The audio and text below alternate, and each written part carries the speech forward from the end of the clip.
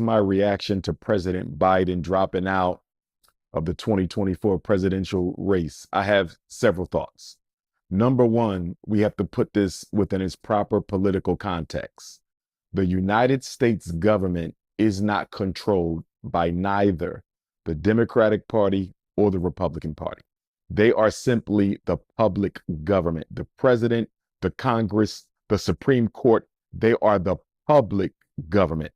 But there is a private government, and that private government includes, but is not limited to, the National Security Agency, the Trilateral Commission, the Council on Foreign Relations, the Federal Reserve, and the Bilderberger Group.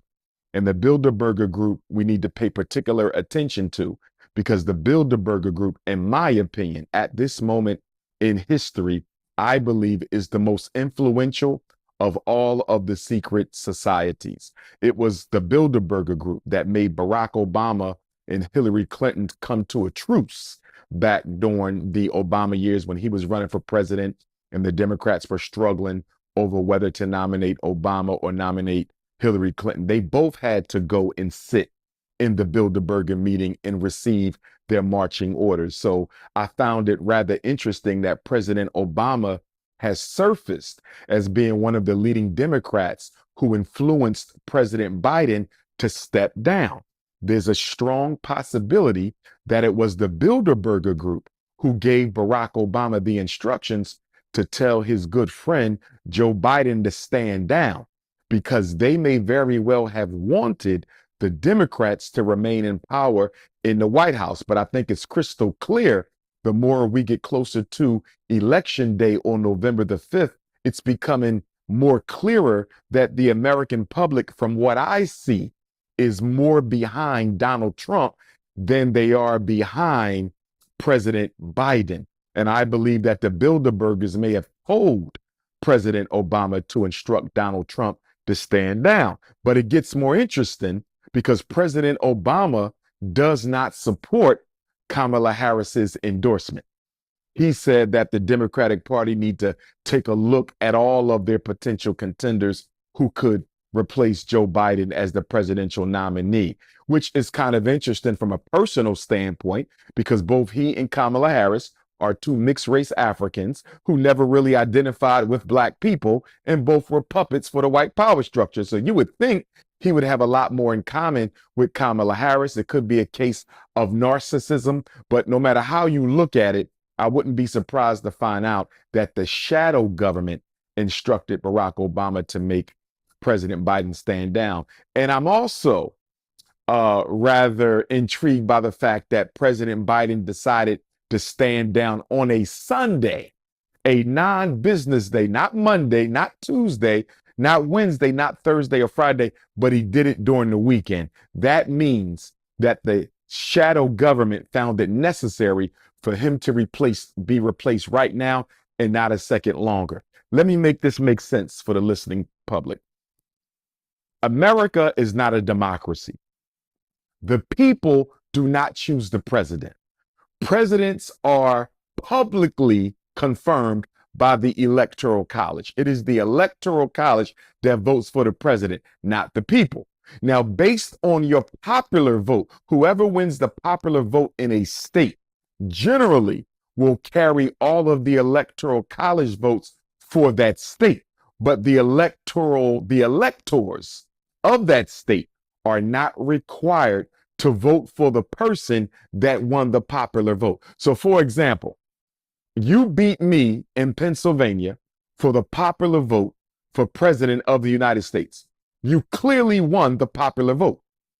The electors for the state of Pennsylvania, 99.9% of the time, will vote for you to be president because you carried the popular vote. But they are not required to do so by constitutional law. And the reason they are not required to do so by constitutional law is the United States government is not a democracy. It is a republic. It is not the rule of the majority. It is the rule of law. That's why the word democracy is not in the Constitution. The word democracy is not in the preamble. The word democracy is not in the Declaration of Independence. The word democracy cannot be found in any of the 50 state constitutions of this country. This is not a democracy. It is not the rule of the majority. It is a republic, the rule of the law. And who controls the republic? The aristocracy, the elite financial powers of this country. That's who really chooses the president. Peace to all my guys and goddesses on another episode of the MarcoJah monologue tapes. And this tape is called "What Does the Current 2024 Election Mean for the African Diaspora?" And this tape, man, I really don't need a lot of time to elaborate. I know my last two videos was like about over 20 minutes long, but to me, and I'm not no expert, I'm not a political criticizer or columnist or whatever you want to call, but to me it means nothing. It doesn't mean anything to us. We haven't once, as black people in the African diaspora, we haven't been addressed. Maybe I know maybe Kamala Harris spoke something about collard greens the other day. I don't know. But I said in my last video on the new migrant class is that I just believe that America is pushing us out. We're not really the focus.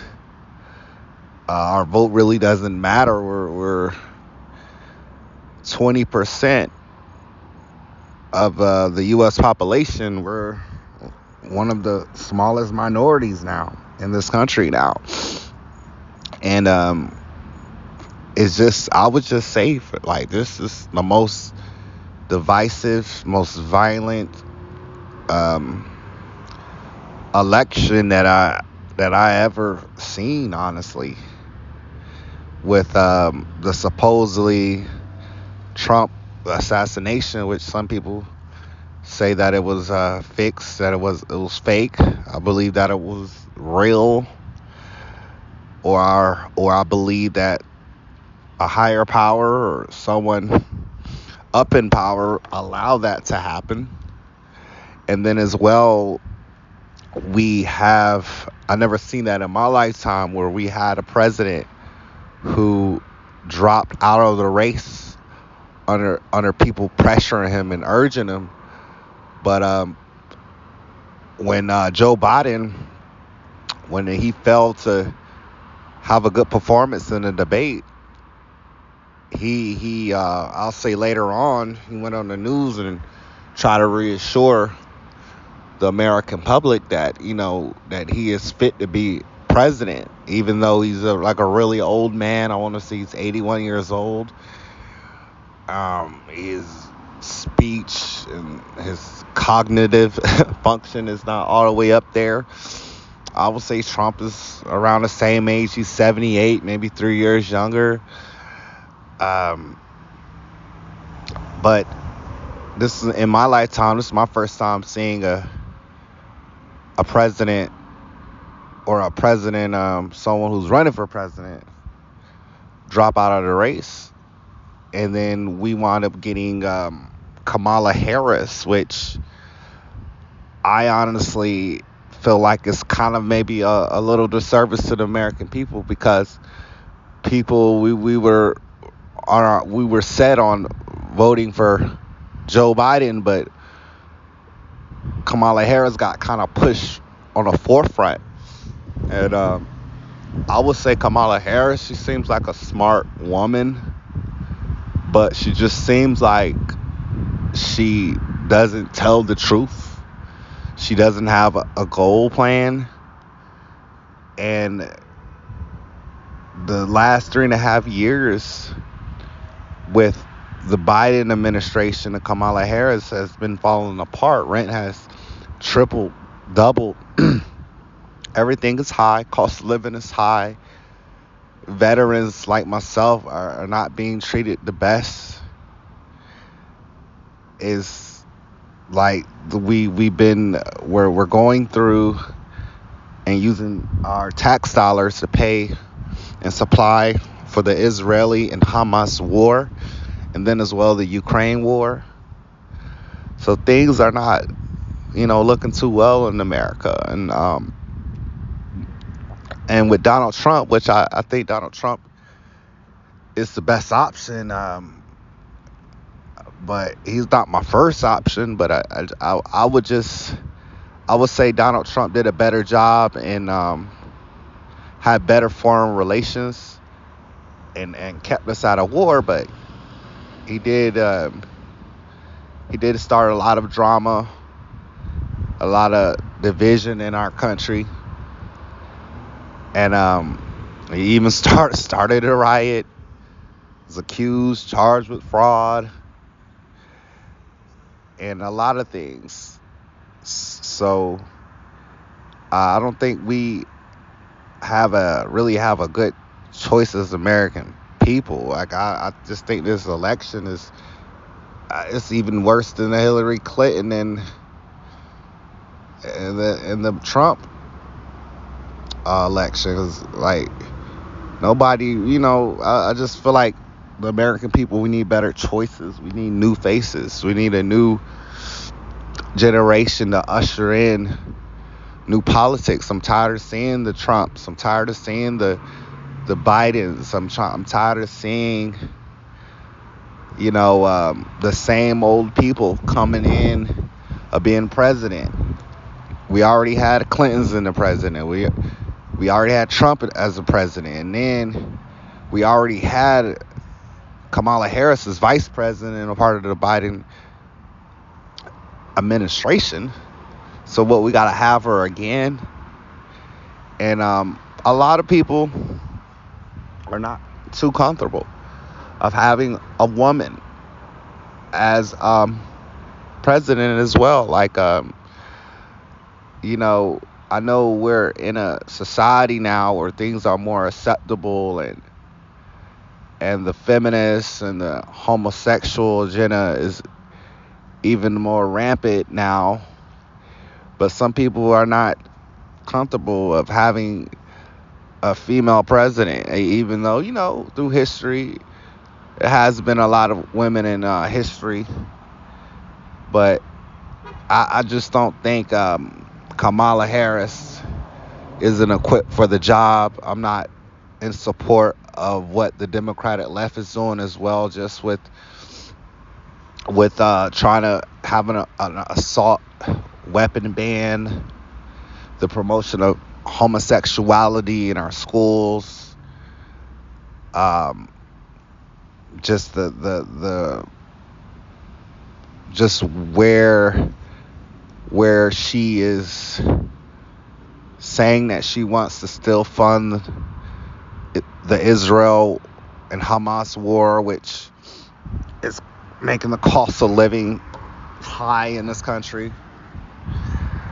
So I don't agree. I don't want to agree. And I'll say with Trump, it just seems like with Trump, I think he has done a lot of good when he was president, but I think he did a lot of bad, especially when how he handled the coronavirus and knew that the coronavirus was coming, but for like a whole month didn't say too much and just let the virus spread all throughout the country. So, and I just feel like Trump is too old for the job.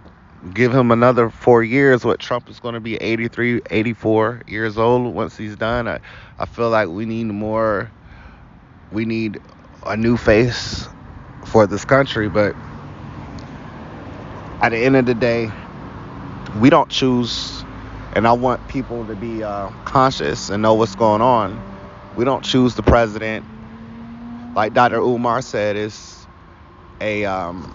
It's a popular vote, and then it's electoral vote.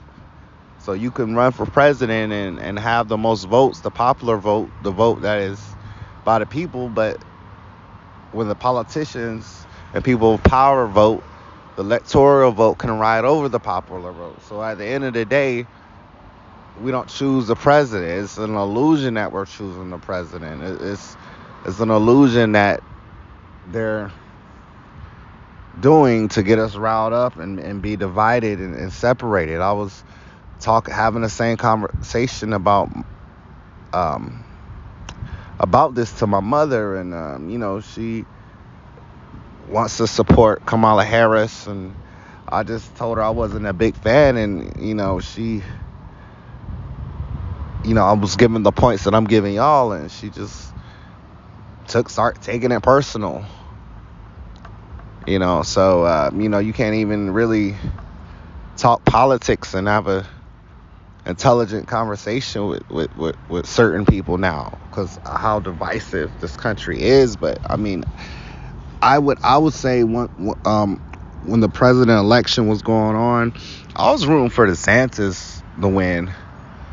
I wanted somebody new, somebody young, somebody youthful to come in, someone that's going to be a strong leader to come in and be the president of the United States. But we're not going to get that. We're just going to get the same old rerun of people. And I just feel like Trump too.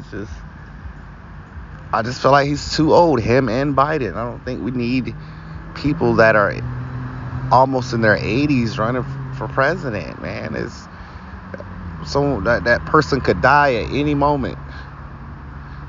Just like what's going on with Joe Biden. You see, he's too old. He's not equipped for the job anymore. And we got stuck with Kamala Harris, which wasn't even our choice. And a lot of people don't like her ass. I can't stand her. I never could. I never liked her. Never did. Especially like with her not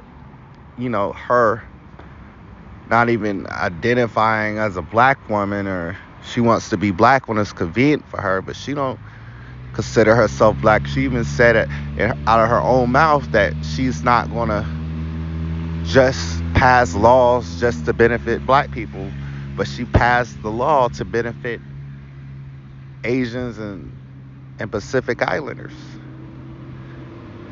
Like, I could bring up that she's married to a white man and everything too, but that is a person that is not for us, especially in the African diaspora. But it's other groups of people that don't care about the president election, that are doing well, that's doing prosperous. That's communities. I would say the Jewish community, the Chinese community. They're not trying to go out and pander and get their votes, because regardless of who the president is, their communities are so cohesive that regardless of who the president is, they're going to flourish and let their dollars circulate through their community. So I just think like it's a time now where us people in the African diaspora, we need to stick together. We need to stop worrying about politics and get together, because they're already trying to replace us with the migrant, like the new, that's what phrase I call them, the new migrant class. They trying to replace us and usher us out, where we're gonna be like permanent second class citizens. I'm telling you, once they start giving houses to these migrants, once they give food stamps to these migrants, like us getting Section 8 food stamps, us getting Medicaid, public assistance, it's going to be little to none anymore. We already, as black people, it's hard for us to get a business loan, to start up a business. It's hard for us to even do that now. Imagine how it's going to be when these migrants come in. So that's what I just said, man. By 2030, us black people, man, we really got to get our stuff together, man. because it's going to be come a time when the politicians not even going to address us, not even going to care about us anymore. Don't even care to get our vote.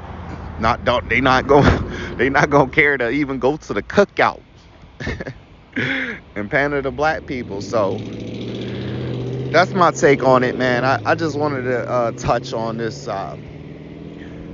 president election. I don't care who wins. At the end of the day, man, we as the people, we don't choose the president. It's an illusion of democracy, and it's a cold hard fact, man. Once you wake up and understand the government and how it works, but we as black people, instead of shaming people for not voting Democrat, which a lot of black men now, including myself, are urging more into the conservative right.